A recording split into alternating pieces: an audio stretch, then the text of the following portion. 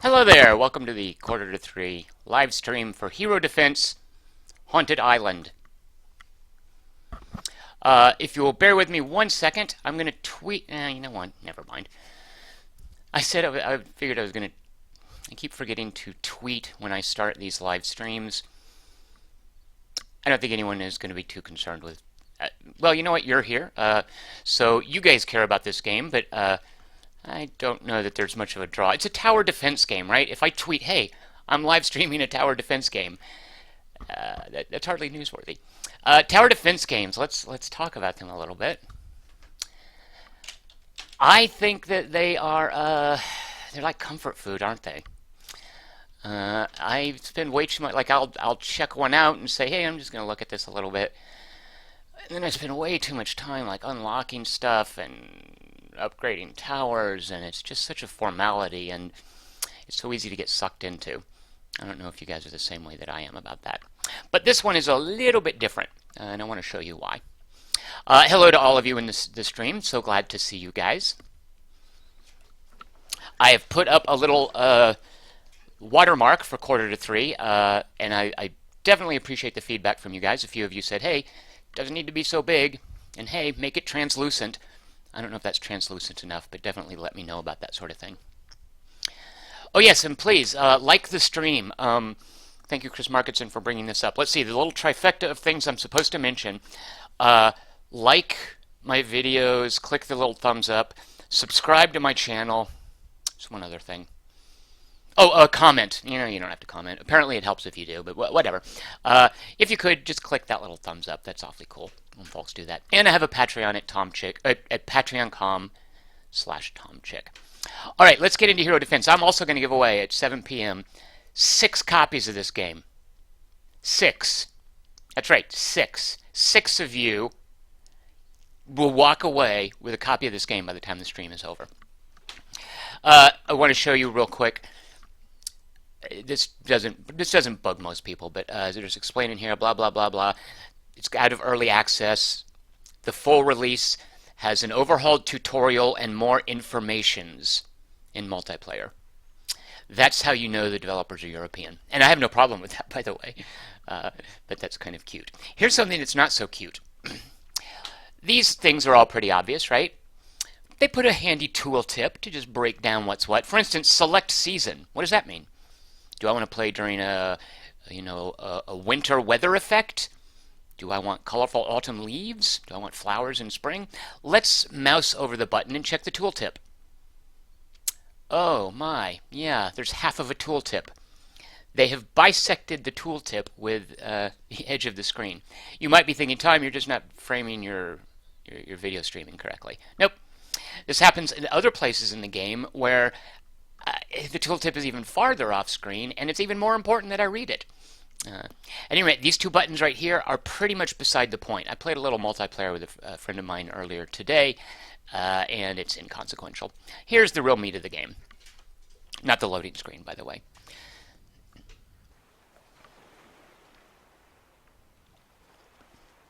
And if you're doing the math, that's right. You have a 50% chance of winning a code for Hero Defense Haunted Island today. You will either win it or you won't win it. One of those two things will happen. There's a 100% chance one of those two things will happen. 100 divided by 2 is, of course, 50. That's why I play the lottery every day. I haven't won yet. I don't know what's up with that. You would think with such high chances I would have hit it by now, but something's going on. I figure they're rigging it, maybe. All right. This is the town. One of the first tenets of tower defense games, and I actually think this is something that people making tower defense games should work on, is that traditionally, excuse me, I have to clear my throat.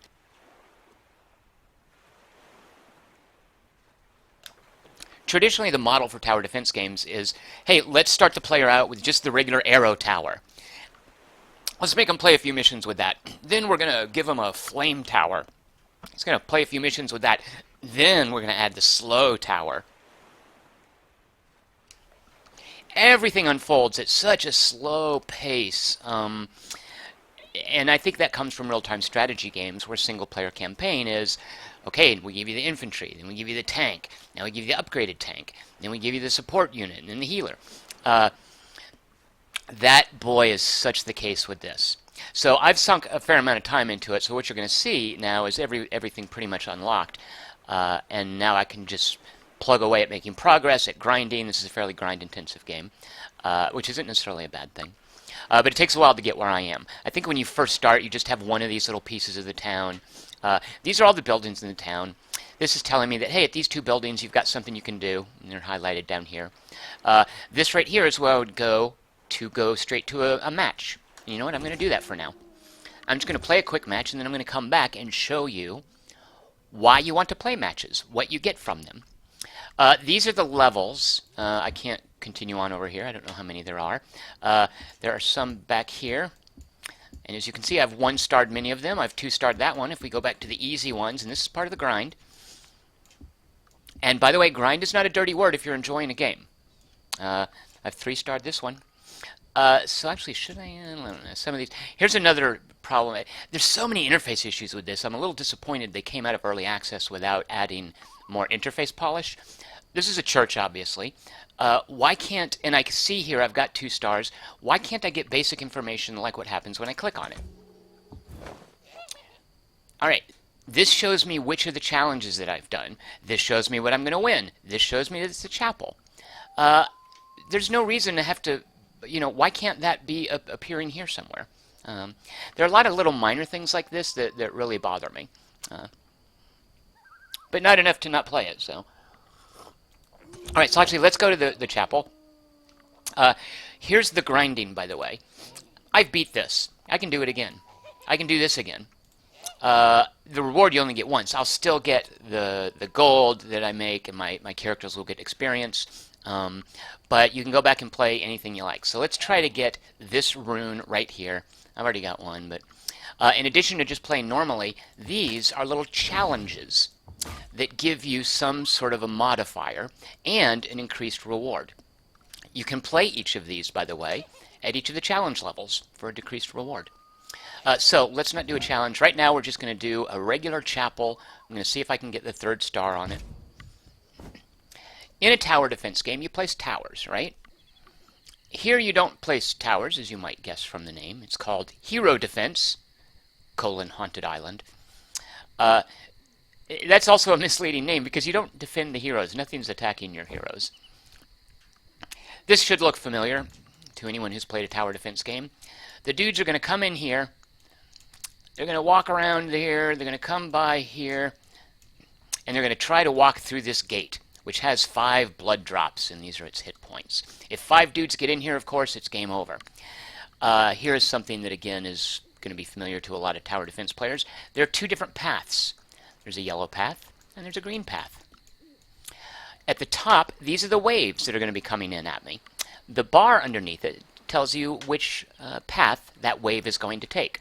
So these pink guys and all of these, I know what they are by now. This might look a little bit overwhelming at first. And again, like a lot of tower defense games, you only start out with just the skeletons, and then it falls in the vampires. It takes a while to get all of the things in. Here are my 5 heroes. So I'm going to have a pink wave and then a blue wave on the yellow line. Then it's going to switch over to the green line. So whereas normally you're building towers, here you're recruiting these heroes and you're moving them around the map. They're like mobile towers. Furthermore, each hero, you'll see there's color coding for the heroes, counters that color of monster. So these are called Igors. They're the basic healing dudes. This chick here counters Igors. These are skeletons. This guy here, his name is Barrow. He counters the skeletons. Sam counters the zombies. Over here you can see a vampire. They're not going to be vampires for a while, so we don't have to worry that much about Jack until we've gotten through these, because Jack counters the vampires. None of these are hard counters, by the way, in that none of them is... it's not like nobody does damage against someone unless they counter it. That's what a hard counter would be. They'll just do reduced damage. Otis Monroe asks, are those skeletons wearing top hats? You bet they are.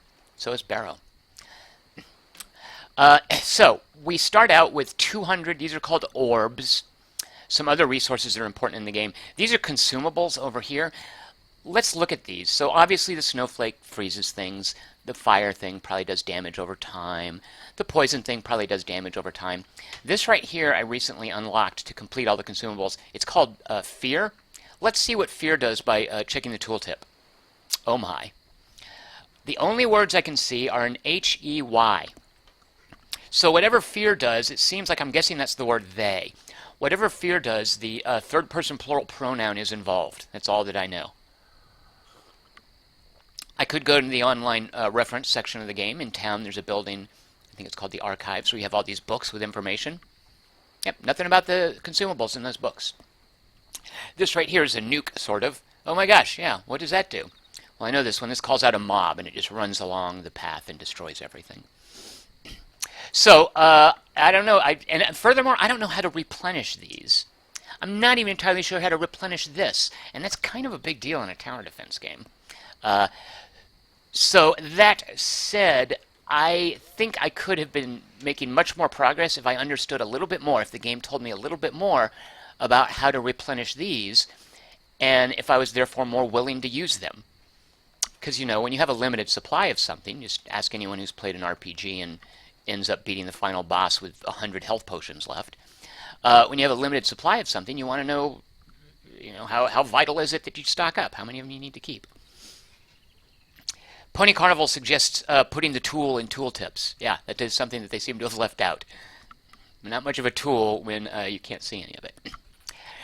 All right, so basically what I'm saying is ignore all of this for now because I don't know. And for someone who's played this as much as I have, I should know this stuff. The freaking developers should have told me this. These are your gems, which is a resource that you can use on the map and off. Gold does nothing for me until I get off of the map. That tooltip probably tells me that. This right here is a little tavern. There are 3 dudes in it. My theory is that when I beat this level, if I succeed, without the yellow track stopping and eating everyone here, which is one of the things they'll do on the way to the exit, for each survivor, it fills in one little segment of this townsman thing. So what I'm going to do is use this once and then see if all 3 guys survive, and then we'll presumably be filled up 3/4 of the way. We'll test that. Orbs, on the other hand, are super important. You get them as things die. And orbs are used to recruit these guys and level them up. The guys are on hotkeys. Here's Jack, here's Barrow, here's Sam, here's what's her name? She has a baseball bat, and here's the werewolf dude. We know our first group is going to be Igor's, so she counters Igor's. They're coming on the yellow line, so we are going to put her... Where's the end? By the way, I can't turn the camera.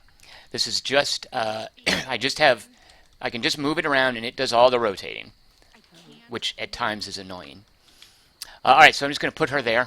I've spent 100. It now starts at I've got 100 left. And I'm going to go ahead and... These runes I'll tell you about in a little bit, but I can spend the 100. It costs 100 to put her to level 2, which I have now done. She jumps down into the lane and punches the Igors.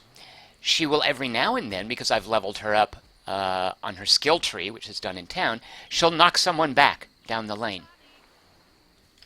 We're making quick work of these guys because, again, she's a hard counter to them. We know blue guys are coming up, so we're going to want Barrow in now. These guys, see this little pony? That means they're fast. This little graveyard thing means they res. The snail means they're slow. All right, we're going to move him to cover this area here. All right, now we know we're going to need Sam in here because on the green path... Oh, get over here. Oh, we might lose some villagers. Oh, good lord. All right, they're going to eat villagers. Great.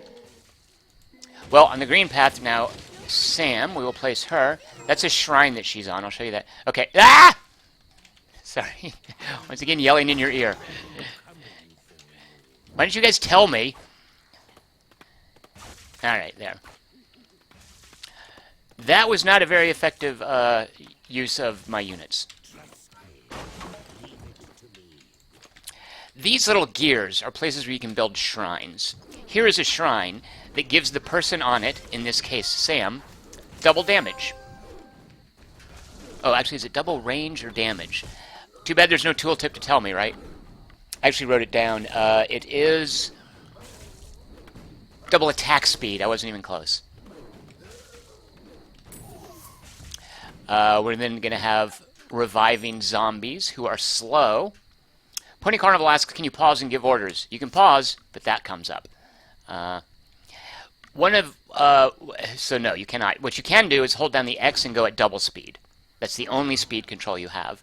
That is important, by the way, in tower defense games, isn't it? Like, what do you do during the downtime? What do you do when things get frantic? So you'll note her attack is she throws pumpkins that do area effect damage. His attack is he slows people. You'll see he'll slow them down. He furthermore buffs any heroes that are near him. Her attack is to jump into the lane. Sometimes she'll drive people backwards.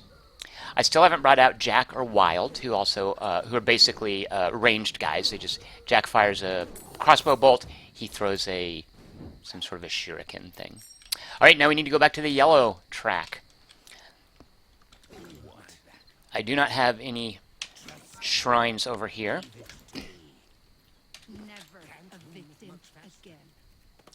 We have blue guys coming along, so we will. So it's going to cost 100 orbs to power him up, which I will do, and I'll power him up again. He's now level 3. What the level does is kicks in these runes that, oh look, the tooltip actually is on the screen, which I'm going to show you when we get back to town. And I know I'm going to have to run back to the green line once we finish this for some zombies. I can trigger the wave early, which gives me extra orbs.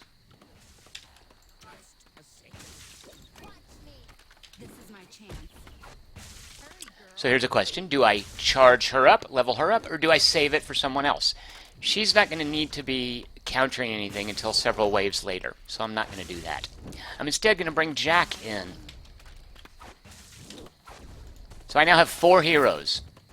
Basically, you want to keep them together unless there's a consideration with these shrines. Let's see. So now on the green track... now check this out. Which is the green track? Yeah, the color disappears at a certain point. I kind of need to know what the green track is, don't I? I actually remember, but on some of the later maps, it's a little bit more confusing.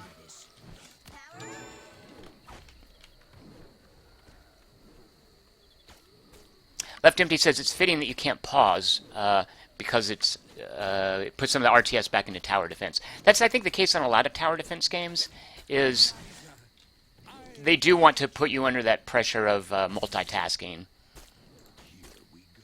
So you'll see, he's not countering these guys, he's hitting them, but... oh, good lord. We will level him up because he's got some vampires to counter. Also slightly confusing, in the shield, that's what level they... okay, the yellow path.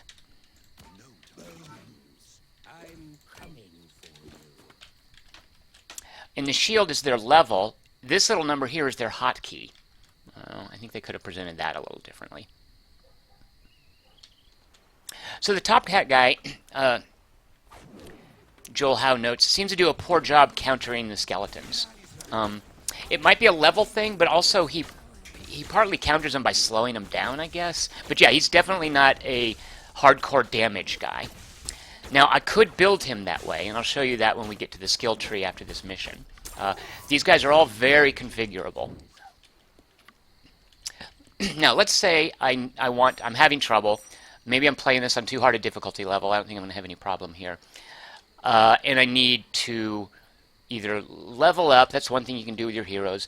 Alternatively, this little gear here is a shrine. If I hold down the button, I now have a menu of different kinds of shrines I can build. For instance, the stat shrines can improve... oh my god, no tooltip. Ugh, so annoying. Their range, I just know this from playing, their attack speed, or their damage. It gives them double damage. Is it double range? At any rate, these improve. It creates a shrine there, and anybody sitting there gets that bonus. Underneath is a cost in gems. You'll note I have 1 gem. However, if I spend gems, that shrine will be here for the rest of the game, every time I play this map. There's this sense that you are not terraforming, but you're fortifying different maps with these gems. There are other things you can do with the gems, so it's a tough decision.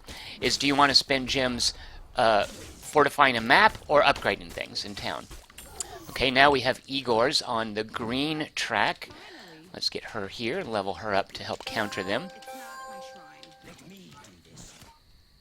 You'll note we haven't had any werewolves, so there's really no point bringing this guy in. They drop gold, which just sits there, and I guess it gives you something to... Oh. So this happens... Wait. Yeah, so I forgot to bring her over. That's kind of annoying. There's settings you can change to have the camera snap to a character when you select them. Oh, you know what? I'm totally wrong. This is a shrine specifically for Sam. It's a class shrine. Anybody else standing there gets nothing. She gets extra range, extra attack speed, extra damage when she sits on it. We have some orange coming up, so I'll go ahead and level her up. We know, for instance, these guys are slow. They heal. These are going to be vampires that heal and are really fast. These are going to be a pain in the butt. These are vampires that jump forward down the lane. Left Empty says, I'd be paralyzed to not put anything down. And you're absolutely right, but the thing is, gems aren't that hard to come by. Part of the grind is you might be playing this game thinking, well, I'm having a hard time on this map. I really need to build some shrines. I don't have enough gems. You go and you play specifically to earn gems to build a shrine. There's this kind of feedback loop there where to beat a level, you might play other levels to be able to afford a way to beat the level.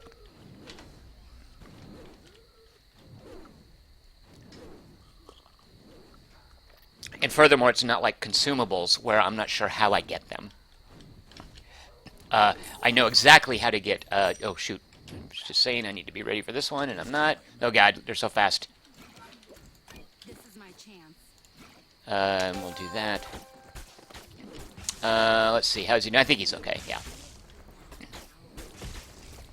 So, again, because this little blue thing is underneath him, that means that Barrow is buffing them. And the buff is more powerful for each level he has.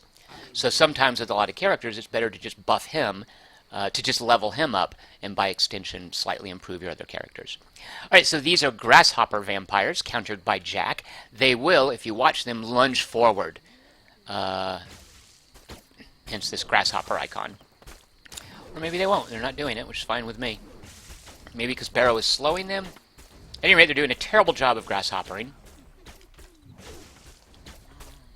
And now we come over to the green lane. We will put Sam on her shrine, now that I know that's what it is. And we'll go ahead and upgrade Sam, because we have a bunch of orange coming up. I'm using the arrow keys to move around. I would like to use, because the number keys select the heroes, I would like to use WASD. However... Oops, no, that's the consumables. The consumables are mapped to WASD, which is kind of annoying. Oh, you know what? I won't actually do... Oh. Oh, I can rebind it. Oh, well, that's on me.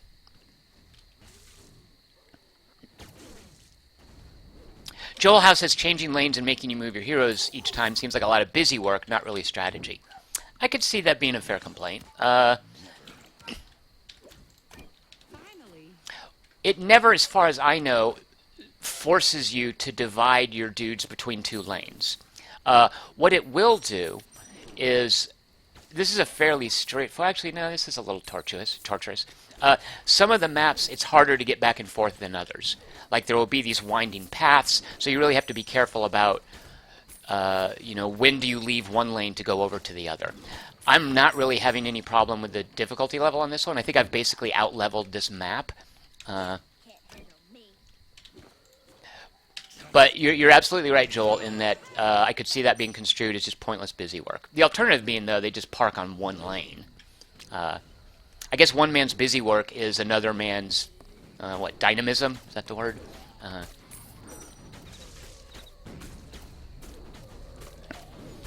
Left Empty points out that tower defense games have to give you something to do, and that's true. Especially tower defense, where you just put a tower. Normally what you're doing is you're upgrading the towers. You're deciding which ones to upgrade. Here, in addition to upgrading your heroes, you're positioning them. And that's where those shrines, by the way... Is the volume level okay? I hope you guys can hear me. That's where those shrines really come into play. Because then positioning matters. Which lane do you build the shrine on? do you build it at a place that is between two lanes? Furthermore, those shrines, the cost for a shrine increases with every instance of that shrine. And that is not just on the map, that is in the game as a whole. So when I looked at those stat shrines, one for attack range, one for damage, one for attack speed, each of them had a different cost because I had built varying numbers of each of them. Once, like the first one is 5, the second one is 8, the third one is 13. So they get more expensive, so you can't just build, for instance, extra damage shrines. You could, but that's going to be more expensive.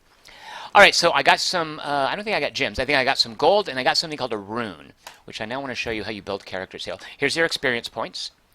For completing the waves, you'll note their bars going up. For perfect waves, where I didn't take any damage to the town, the bar goes up. I saved 3 townspeople. How did I save 3 townspeople? Oh, maybe, well, now I'm confused. Is saving townspeople the number of hit points the town has? Because I assumed it was those green circles over that tavern or whatever, that building, that some dudes went in and munched on, in which case I didn't save anyone. So I guess that's the number of hit points your base has at the end? Okay. These are my guys' levels. Yeah, look at how much I've been grinding away at this. They fold in at various times in the plot. This guy comes in last, so you'll note he's under-leveled. These are the number of skill points they now have to spend, which we are now going to do. Map just brings me back to, oh, I didn't know it was going to load a screen, brings me back to a list of the levels. Town brings me back to the town where I was before. Thank you, Mr. Rubin, for the kind wishes. Oh, here are the, wait, what am I, oh, okay, there. Yeah, that was the map, right. The strength of your mob is determined by the level of your town hall. Oh, no, I do know what this means. Okay. All right, in town, these buildings have stuff that I can do. All buildings, by the way, never click on this. The multiplayer is ridiculous. You each get 1 lane, and whoever finishes the mob or the creeps, what do you call guys in a tower defense game? Whoever finishes his or her lane first gets to choose what the other guy is going to face next. And all you do is you see the level of his heroes. You choose the unit that is countered by his lowest level hero. Now there's a little bit of choice in that you can also choose, it randomly rolls up 3 waves, and you pick which one is going to attack them. It will also randomly apply modifiers to those waves. Some of them will be resurrecting, some of them will be regenerating, some of them will be fast, some of them will be greater numbers, that sort of thing. So yeah, the multiplayer, there's nothing to it. I went into it today, me and Jason McMaster, a friend of mine with whom I play multiplayer games. We went in, there was no one online. One of us is just going to host a game, but there's also no way to host a game. It's one of those things where you have to join a queue and wait for someone else to also join the queue, at which point you'll be matched. So with 0 people online, we each joined the, hey, randomly match me to someone queue, and we found each other. So multiplayer, you'll never need to click on this. Now all of these are buildings. Let me just show you real quick. This is where the documentation should be for the consumables, right? Like you have this with the different heroes. There's a little tab. Here's the backstory. You guys can read that on your own time. And then here are the hero's stats. So they're, fairly informative. I like to know this kind of thing. It would be nice if I could more easily compare them. Like if I want to compare, okay, now I'm here, I have to click to go to the stats. No, I just want to see, well, wait a minute, how many stars damage does he have versus her? Again, the interface really needs some work here. Oh, yeah, these are the different books you can go to. So this is just the reference bit, and it is missing some things. Oh, let's, for instance, look at the monsters.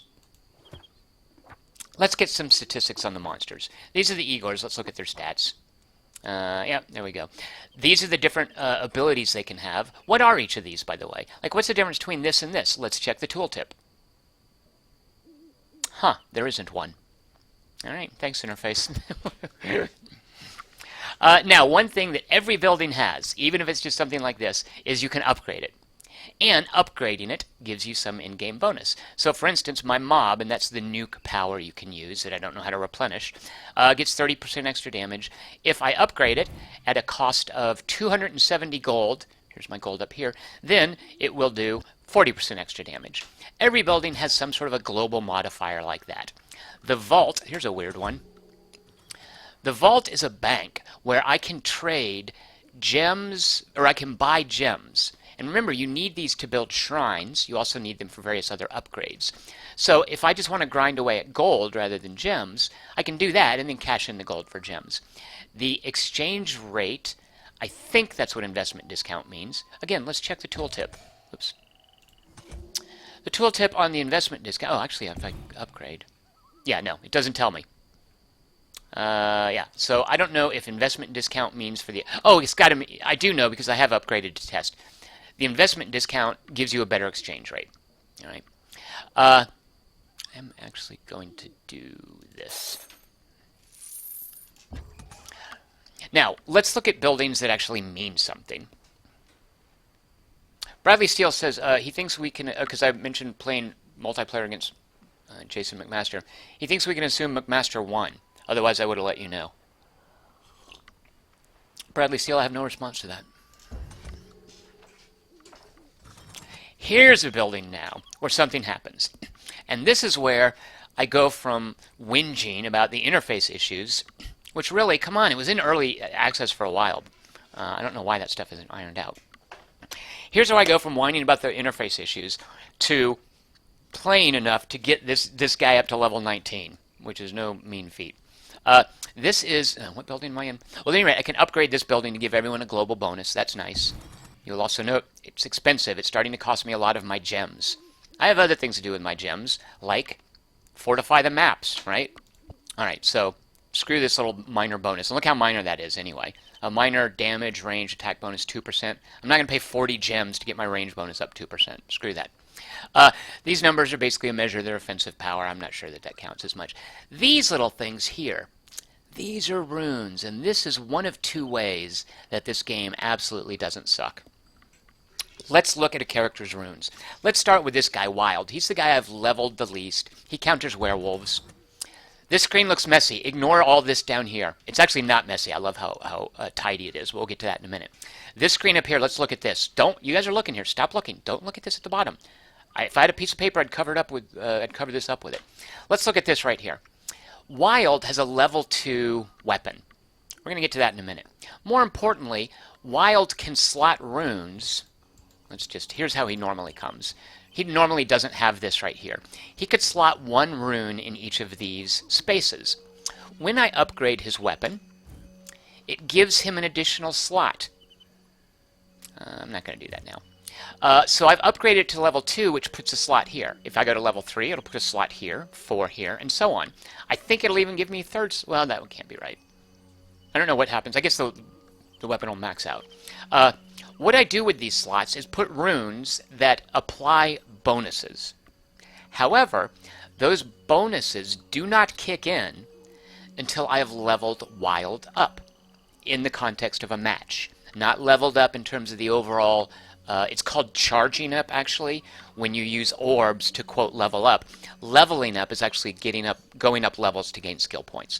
So in the context of a match, when I get enough orbs and I spend them on Wild, to charge him up to level 2, it's going to cost 100 orbs. Then to go to level 3, it'll cost 200, and then 300, then 500, 800, 1300. As he levels up, the effect of the rune kicks in. So for instance, let's say we want him to do more damage. This, the tooltip, yeah, this is attack speed, this is damage. Nope, that's an extra projectile. Damage. Nope, that is drop extra orbs. Okay, I don't have any damage. Let's just say I want him to attack more quickly. So I drag one of these in here, and I drag another one in there. Now, each one is attack speed plus 10. When I spend 100 orbs to send him from level 1 to level 2, his attack speed is going to go up to plus 20%. Now, these runes here are slightly more rare. There are 4 levels of rune rarity, and each column is the same rune. So this is the column of runes that increase attack speed. This is probably going to be 5%. Yeah. So I don't have any of these rarities yet for this particular flavor of rune. Eventually, as I level his weapon up, he's going to have 2 runes that kick in with each charge that he goes up. So I forgot how I had him. I'm not sure it entirely matters. Here's his attack range. This is the damage. Oh, no, extra projectiles. I know that he does throw projectiles, so let's use that there. We'll just make him throw a whole mess of his, and then some attack speed. There, so when I'm playing and it says, do you want to charge him up, it shows me the 2 runes that are going to kick in. Now, I can, as I get extra runes that I'm not using, because ultimately each character is only going to be able to slot 10 runes, this whole grid is going to fill up with different runes, you can merge them. You merge 4 of these and they give you a green. You merge 6 of these, they give you a blue. So as you're accumulating runes, you can cash them in for higher rarity runes. Furthermore, look, buy them. The first 3 levels of rarity cost gold. The second 2 levels of rarity, and I don't have any of these, cost a ton of gems. Left Empty rightly points out, this looks like a leftover interface from a free-to-play game. It really does, doesn't it? And I was concerned that this right here, Get Runes, was going to take me to some page where I can pay $1.99 for 100 gems. No, there's no free-to-play stuff here, thank God. It's all an internal game economy. Excuse me. So, that is where you build the character with runes to have different effects as that character charges up. And you just briefly, I have no idea, by the way, what this slot is. I have not found any of these. They're probably pretty awesome. This right here makes creeps drop more money. This right here is an interesting one. This lets you level up more cheaply. Charge up, I should say. So if I want my guy to get to higher charges more quickly, I could slot these. This right here makes someone throw more projectiles. Is that right? Nope, it makes monsters drop more orbs. Oh, this makes sense. These 3 are the economic runes. These are the direct improvement runes for additional damage, additional attack speed, additional range. I'm not sure what goes here. So each of these characters, so for instance, I do have 1 purple rune, and it's for, what is that again? Extra projectiles. It's for Jack, my little crossbow dude. And what you can do, and it's relatively easy, is if I want to grind, make a few economic builds to give me extra gold, and then just go out and grind a map, right? Okay, so that's where you can tailor the characters here. More importantly, and this is where there's actual asymmetry. Oh, let's see, Joel says, were there 5 categories in Get Runes? Let's see, Get Runes. Yes, 5. So 3 that cost gold, 2 that cost gems. Oh, so maybe the last row is the golden runes. Let's see. Oh, yeah, because there's only 4 down here rows. That would be weird. I guess a golden rune must be something. Let's check the tooltip. Yeah, that makes perfect sense. A golden rune must be something that does something we've never seen before. Because, yeah, if we go to Jack and we undo this, yeah, that's at the bottom. So it goes teal, green, blue, purple. And then gold must go here. Huh. Well, as soon as I get 300 gems, whoops. Yeah, as soon as I get 300 gems, I'll let you guys know. Which, come to think of it, is not... Should we check? Where's that investment thing? Yeah, it's doable. I could just grind gold a little bit more. I mean, doable, but you'd have to pretty much just sit down to do just that. So there are the runes. Some of the missions unlock runes. Here are the skills, and here's where there's asymmetry, because there's no asymmetry in the runes. Any character can equip any rune. There's no level limit either, by the way. Here now is the other place where this game has forced me to sit down and level this guy up to level 19. Tower defense games will traditionally do something where you improve towers at a meta level between the missions, between the sessions. And of course, in the context of the session, you also improve the towers. And a lot of times what happens is you'll improve your arrow tower to do more damage, and then fire 2 arrows, and then fire arrows. And that's something you research at the strategic level. And then within the context of playing a session, you pay to reach each of those tiers. Here are skill trees for each of the characters that kick in regardless of what level that character is. Now, I've been saving up these skill points specifically because I wanted to spend them with you guys here. This is something I went for early, is this experience point bonus, because I wanted to basically grind these guys and improve their skill trees. Here's a skill tree. Now it's not huge. It's not a Diablo sort of thing, but it is multifaceted. Actually, let me show you Barrow. His is a little better. So, wait. I thought there was a different icon. All right. Well, at any rate, each of these is a different type of improvement for Barrow. The iconography is similar to what's on the runes. The eyeball means a range improvement. The fist means, is it a damage improvement? A damage improvement. These we don't know until we check the tool, until we click on them. Barrow is unique because some of his skills, this makes him do extra damage, whereas this fist makes his aura to other players give them a damage bonus. This gives the other players a range bonus. Now you will note this little thing ticking around here to show you what level it is. To go up a level, it costs that level. So if I want this to go from level 0 to level 1, I'm going to spend 1 of his 6 skill points. There. Now he has an aura range increase. I'm not going to do that though. If I want this to go from level 3 to level 4, which I do because I've been using this damage bonus, it's going to cost me 4 of my 6 runes. And the other 2, I will go ahead and buy this, I guess. What is his ult here? Oh, a chance to freeze enemies on the spot. So I guess that's not just slow them, but completely stop them. Oh, can I get that? Ooh, I can. Good. All right, good. So one of the what I can do with Barrow is, you know, how I spend these points, I can make him do more damage or more range. Also, if I click this right here, I'm refunded every single skill point, and I can respend it at will. I can do whatever I want to rebuild the character, and there's no cost for it. All right, Jack. Let's see. We have 4 skill points. I guess extra range. What is this? Armor piercing. Oh, what is this one? Oh, a chance for a crit. Yeah, let's do that. Critical hits are always good. Sam, she's, yeah, so this is a little girl, by the way. It's not a little boy. I don't know if that hurts her feelings to have to point that out. Sam has 5 points. What is this? A chance to throw 2 pumpkins instead of 1. She's at 60%. Let's boost that to 80%. And then we will take the last one. Can we unlock this yet? No. We'll take the last one and gift certificate. Now, oh, Jane Doe. That's why I don't remember her name. It's literally the most generic name you could have. She has 4 points. Remember, she's the melee chick who jumps down into the lane. This is what I like of her abilities. It's the chance to knock enemies back. And I'm going to go ahead and put a point in that.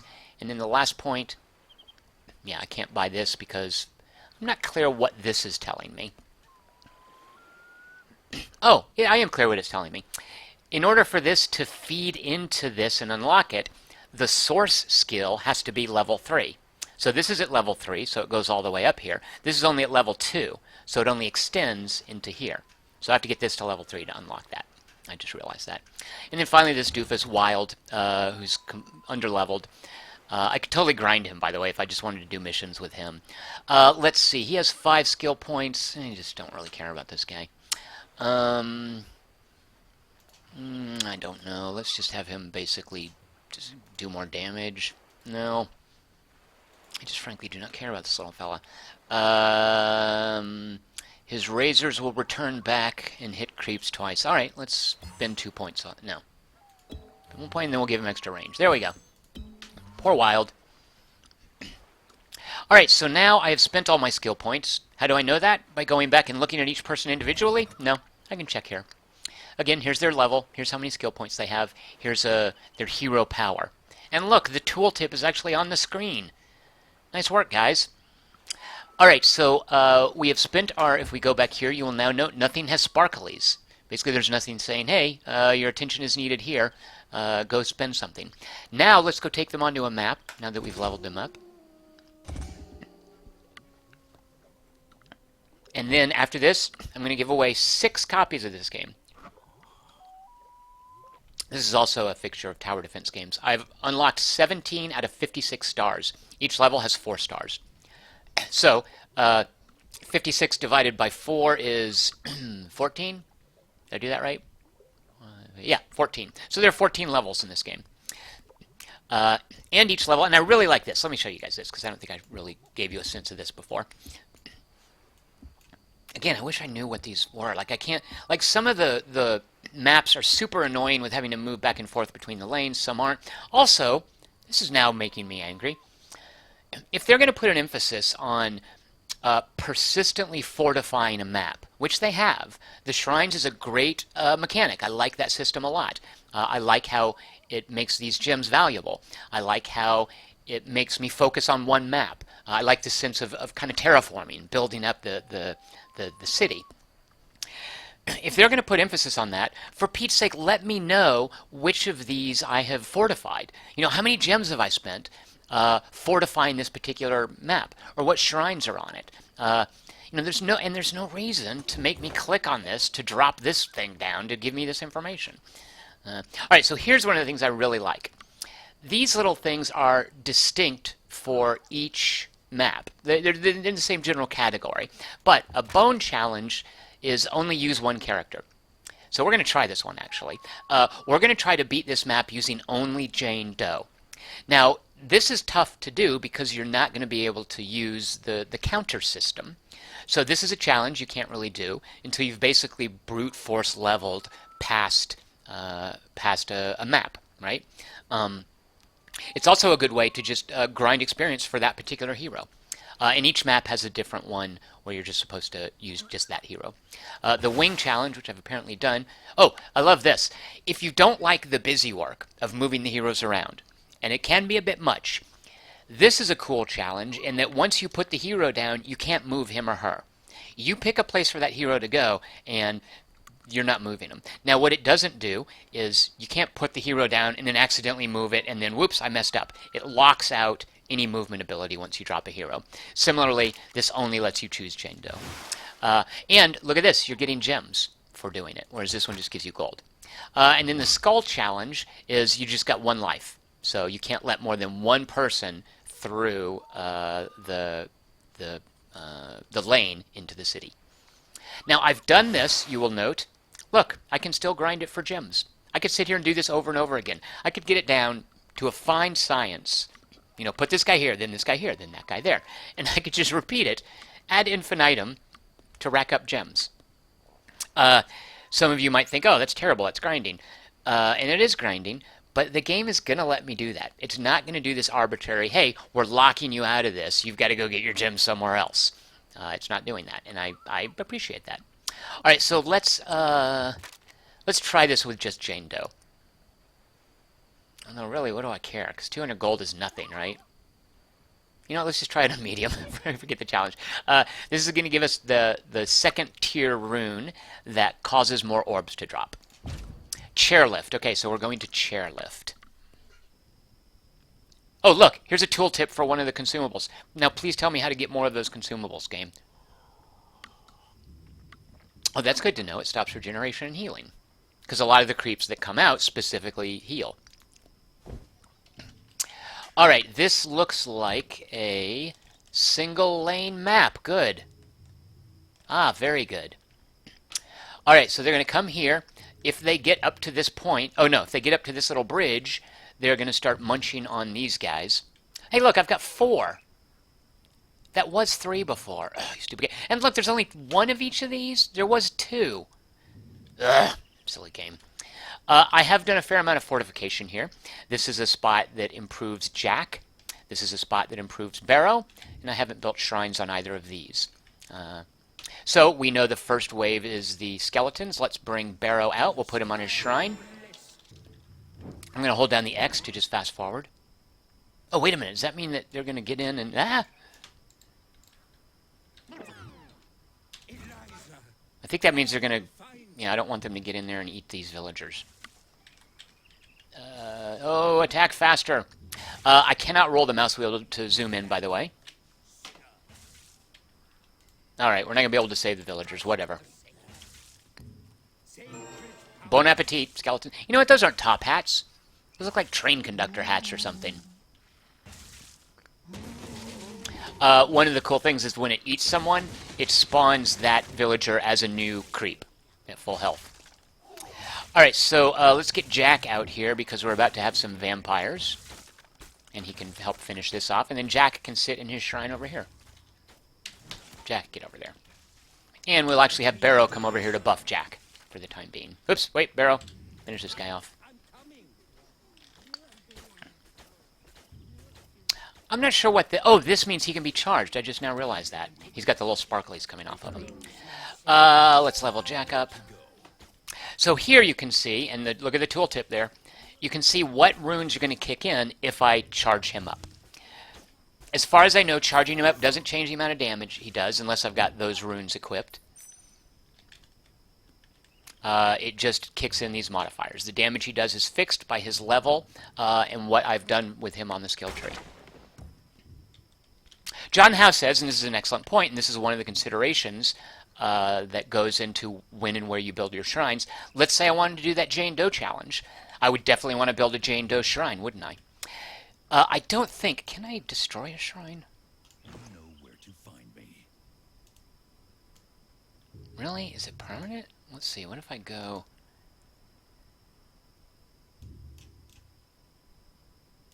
Wait, was I just missing something in the interface? Hero. So I'm actually, these guys have the snail and the respawn, so this is basically like pausing the game, isn't it? Oh, and let's actually bring Sam out real quick because she counters them. Sam, there. Okay, let's see if I can destroy this. Heroes. Okay, so normally it would cost 8 to build because I've got 1 built. No, it looks like there's no way to destroy it. What if I click that? No. That's kind of crazy that you're locked in. I'm not sure how I feel about that.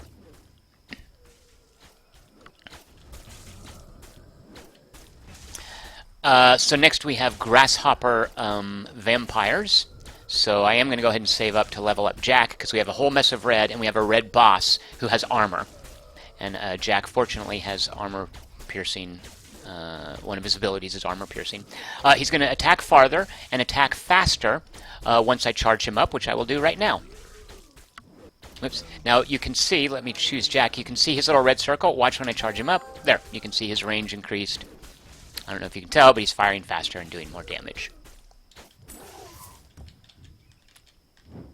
Oh, Jack, are you not even on your shrine? Oh, he wasn't even on his shrine. Oh, so these have armored and they're grasshoppered. Let's see if you guys can see them lunge forward. And we'll go ahead and upgrade Barrow to give him yeah, you can see him doing the grasshoppering. It's like Japanese ghosts, right? Like when you turn away and they do that scary rush at you thing.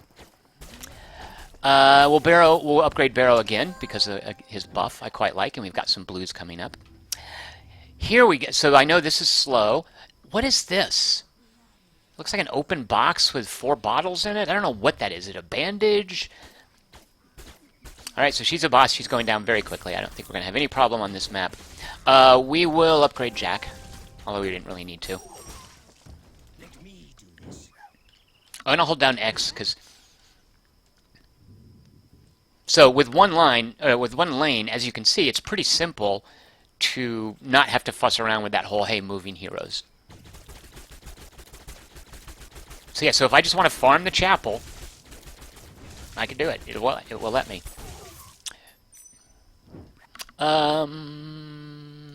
Okay, Barrows will level up.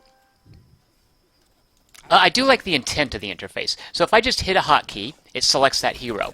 If I then right-click on the map somewhere, it tells the hero to go there.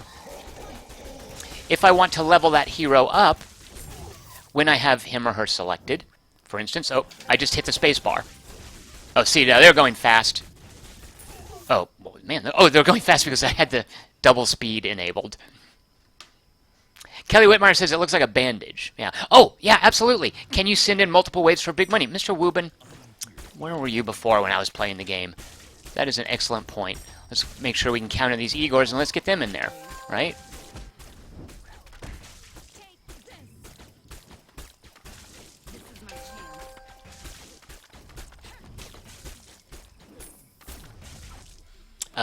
Let's try this. I hope I'm not screwing myself. How many orbs did I get? And by the way, I don't think you get gold. I think you get orbs.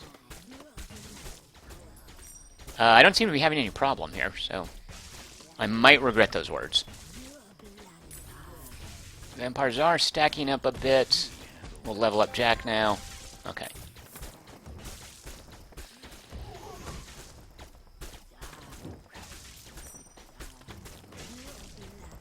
Does it give me... I think it just gives me orbs when I do that. Let's...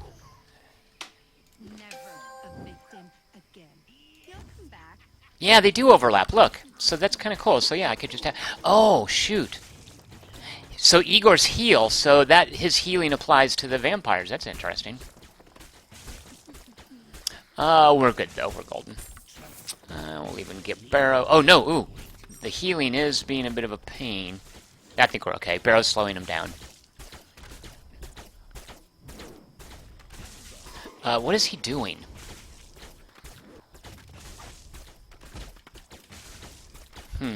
I do know for a fact if a boss gets through to the gate, you instantly lose. That's kind of par for the course, isn't it? Yeah, okay, he's going down. I was briefly concerned there. We'll just double speed it.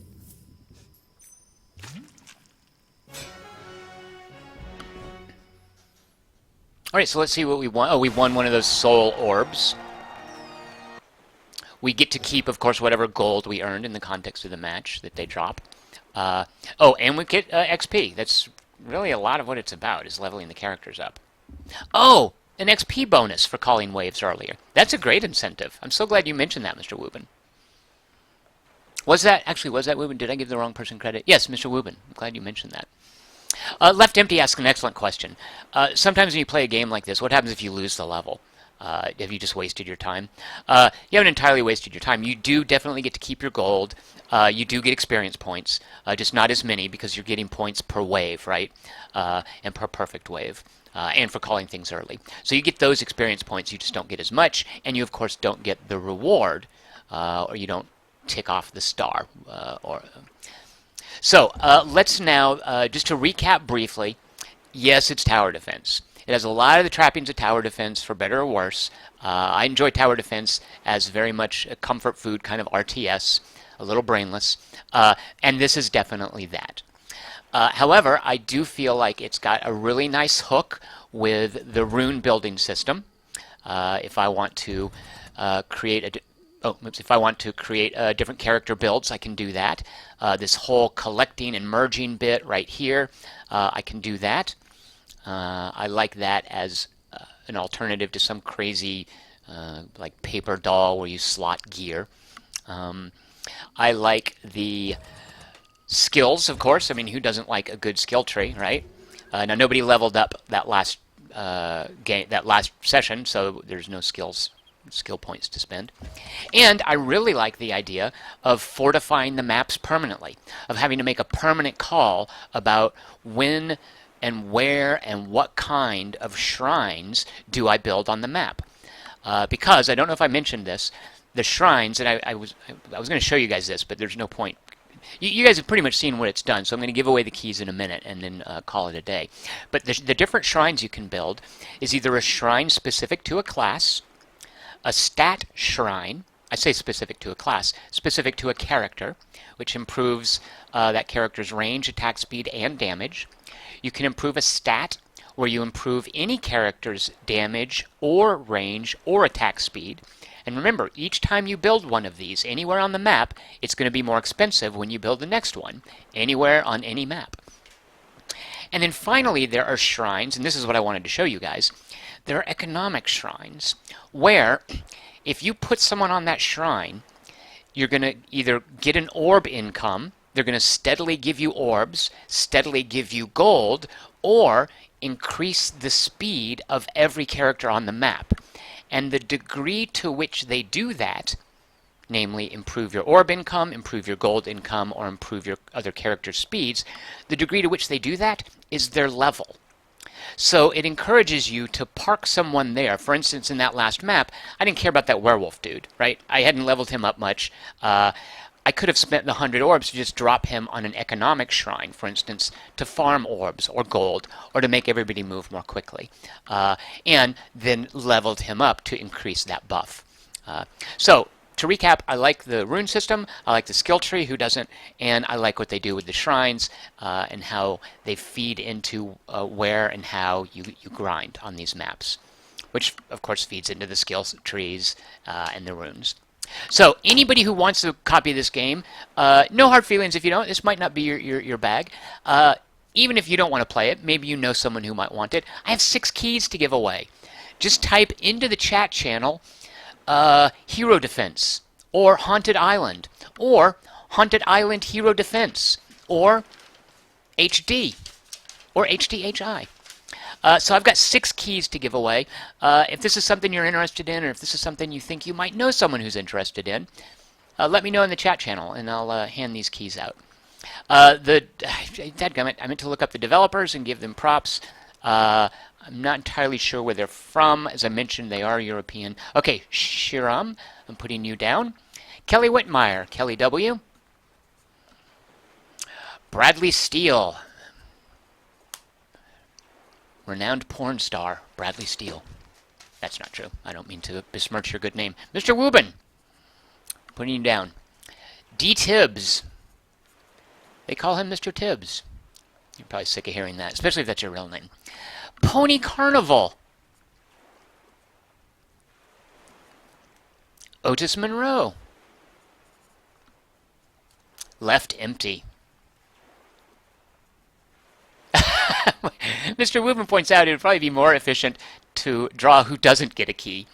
Joel Howe. We might actually get to the point where it's 6 of one, half dozen the other. Literally. Alex Chapman. Pony Carnival. Putting in twice. No, I did get you Pony Carnival, no problem. All right, so I'm just going to recap quickly. That's I think this is most of you in the chat channel. We have Shiram, Kelly W, B Steele, Mr. Woobin, D Tibbs, Pony Carnival, Otis Monroe, Left Empty, Joel Howe, and Alex Chapman. So that is, and speak up if I missed you. I want to make sure to get you in there. Left Empty looked it up and says it seems they're Germans and they did a bunch of mobile games. Big surprise, he says. Yeah, you can definitely see those roots, can't you? I'm just so glad they didn't feed it into a free-to-play system. Although, for all I know, I mean, this does look like the sort of thing that maybe they're planning on doing like an iOS version. Who knows? All right, so we have 10 of you. I'm going to be handing out 6 codes. So let me Alt-Tab over here. I'm going to go to random.org. And what I'm going to do is, instead of picking 6 lucky winners, I'm going to pick 4 unfortunate losers. So you don't want your number to be called. Here we go. From 1 to 10, the first loser, 8. Left Empty. I'm sorry. Now from 1 to 9, the second loser, 2. Kelly Whitmire, my condolences. Now from 1 to 8, our third loser, 2. Which goes down to Bradley Steele. I'm so sorry, Bradley Steele, but that's what you get for being involved in the porn industry. And from 1 to 7, again, I just made that up about Bradley Steele. That's not true, as far as I know. 3. So Shiram, Mr. Woobin, D. Tibbs. I'm so sorry. Those of you whose names I called, we have a lovely box of turtle wax for you. If you'll come this way, I'll give you your prize. Those of you who did win, send me, and this is a hassle, I realize, I apologize, send me a message over YouTube, and then I will reply with your key. I think by now most of you know the drill. You go to my, what is it, you click on, you go to my channel, you do something, yeah, does everybody know how to send me a message? If not, email me at, oh no, because then I have no way of knowing it's you. Yeah, you know, figure out, that's another barrier to entry. You have to figure out how to send a message on YouTube. Your number has to be called A. B, you have to be able to parse the message system in YouTube. So, Hero Defense, Haunted Island, yeah, tower defense, but I like the hooks that it has enough to where I've spent time with it. And it's really brainless time. Like this is a perfect listening to a podcast game. Like, you don't think about it too much. You're just whiling away time, and it doesn't take away too much of your attention. There are plenty of listening to podcast games that I play and then realize, oh my gosh, I haven't heard a single thing for the last hour. This is not one of them. Shiram, Mr. Wubin, Pony Carnival, Otis Monroe, Joel Howe, and Alex Chapman, congratulations. You have keys for this game on the way to you. Tomorrow, come on out. I will be playing the mid-game portion of Homefront, the Revolution. Yeah, Homefront, the Revolution. We'll see if it's worth sticking with. I have some reservations. I was super enthusiastic about it at first. I didn't have the problems with it that I think a lot of the reviews have with it, namely it's a little wonky. The engine's a little kludgy, but I'm starting to see some cracks in some of the gameplay systems, and I want to explore that further. We'll see how that goes tomorrow. The multiplayer, however, I really do enjoy. I've done some of that with Jason McMaster, and we'll do some of that tomorrow as well. So coming out for that. Remember, please like my videos. Please subscribe to my YouTube channel, and feel free to comment. I think that also helps as well.